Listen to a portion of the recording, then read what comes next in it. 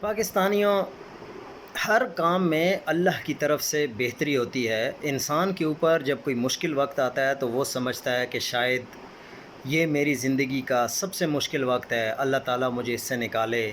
لیکن آپ یہ دیکھیں کہ عالمی سمود فلوٹیلا کے رضاکار ٹومی ان کا نام ہے، اسرائیلی فوج کے ہاتھوں جب وہ گرفتار ہوئے تو اللہ پاک نے ان کو اتنی ہدایت دی کہ وہ مسلمان ہو گئے۔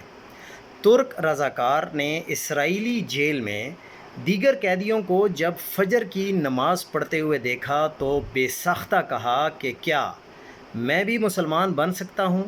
کیا اللہ مجھے قبول کرے گا؟ اور وہ مسلمان ہو گیا الحمدللہ۔ اس سے ہمیں یہ سبق ملتا ہے کہ اللہ کی طرف سے ہر کام میں بہتری ہوتی ہے۔ کبھی بھی یہ نہ سوچا کریں کہ اگر آج آپ کے اوپر مشکل وقت ہے تو یہ مشکل وقت ہمیشہ رہے گا، ایسا نہیں ہوتا۔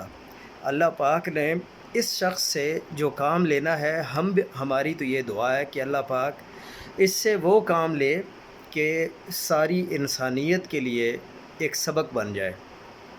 یہ درد دل رکھنے والے لوگ سمجھ سکتے ہیں، اور ایک فجر کی نماز نے ایک شخص کی زندگی کو بدل کر رکھ دیا۔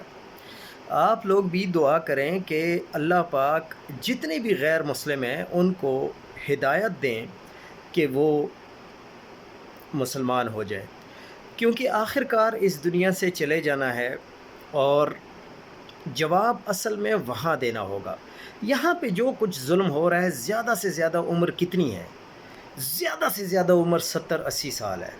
ایوریج تو اس سے کم ہے، لیکن پھر بھی اگر کوئی 70-80 سال تک پہنچ جاتا ہے تو یہی عمر ہے۔ تو ایسے